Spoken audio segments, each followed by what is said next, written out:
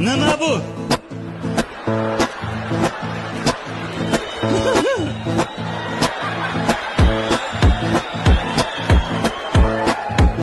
Nima bu?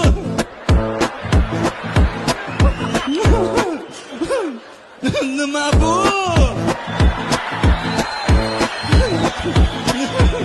Nima sansan? 2 tonnali benzinli murabbiylarning yangicha avlodi. 200 kubli Zhongsheng motor.